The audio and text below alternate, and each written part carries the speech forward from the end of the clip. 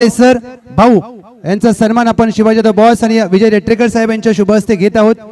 आज ज्या खेळाडूचा प्रवास मांगले या छोट्याशा गावातून सुरू झाला, मांगले ते 32 ते सांगली, सांगली ते मुंबई, मुंबई मधून संपूर्ण भारतभर आणि भारतभरातून अखंड हिंदुस्थान आणि त्यानंतर मात्र परदेशामध्ये जागलेला या खेळाडूचा प्रवास जाऊन पोहोचला।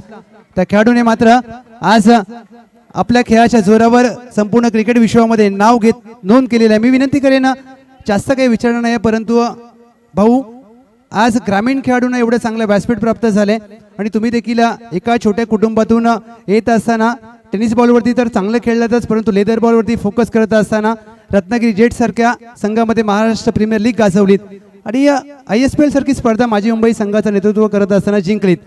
या सर्व खेळाडूंनी कशा प्रकारे क्रिकेटकडे पाहावं आणि आपल्या क्रिकेट बरोबर करिअरकडे कसं फोकस करावं, काय सांगाल?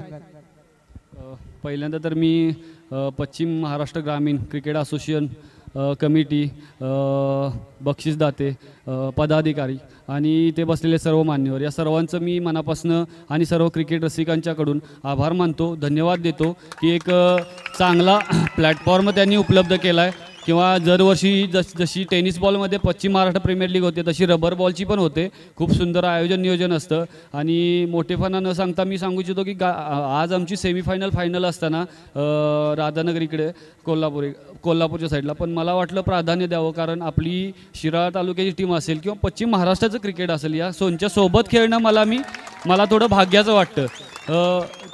इथं मला नक्कीच थोडंसं आज जाणवलं, खरंच चॅलेंजिंग क्रिकेट होतं। जेवढं सोपं वाटतं तेवढं सोपं नाही, कारण आज आपण जेवढं क्रिकेट आजच्या दिवसात अनुभवलं मला वाटतं मी खूप काही शिकलो। कारण भले सगळे खेडेगावात येत असतील पण टॅलेंट खरंच खूप मोठ्या दर्जाचं आहे प्रत्येकाकडं।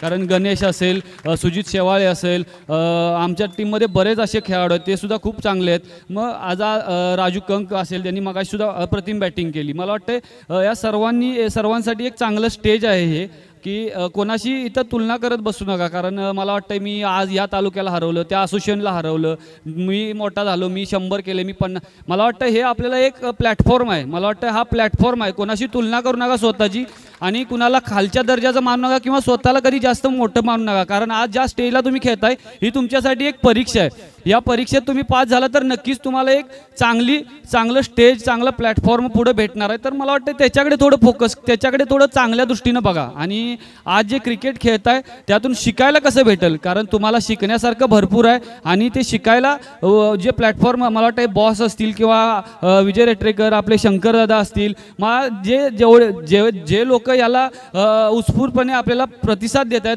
आपल्याला पाठिंबा देत आहेत की तुम्ही चांगलं खेळा, आम्ही तुमच्या पाठीमागे आहे, तर त्या लोकांचा सन्मान करा आणि चांगलं क्रिकेट खेळून आज ISPLचं जसं तुम्ही विचारताय, मला वाटतं माझ्यासाठी ISPL सुद्धा एक क्रिकेटची टुर्नामेंट आहे, पण फक्त त्याच्यामध्ये चांगले खेळाडू खेळत आहेत हा विशेष भाग आहे। तर त्या म्हणजे ISPL म्हणजे काय, पार्ट ऑफ द गेम, म्हणजे आपल्या आयुष्यातला एक क्रिकेटचाच भाग आहे। एक आपण इथं जर चांगलं खेळ तर तिथं चांगलं करू, तिथं खेळायला भेटेल आपल्याला। त्यामुळे इथं तुम्हाला जर भेटतंय तर इथं चांगलं करण्याचा प्रयत्न करा। आज मला खरंच खूप प्लेयर लोकांची बॉलिंग आवडली, बॅटिंग आवडली, तर त्या लोकांना सुद्धा वैयक्तिक सांगू इच्छितो थोडंसं स्वतःवर फोकस करा आणि चांगलं क्रिकेट खेळून एक चांगल्या आपल्या तालुक्याला, आपल्या गावाला प्रेझेंट करायचा प्रयत्न करा। तुम्हाला 100% पुढे प्लॅटफॉर्म उपलब्ध आहेत। थँक्यू व्हेरी मच भाऊ विजय जयसिंग पावले। आज पहा फक्त प्रोफेशनल क्रिकेट खेळण्यासाठी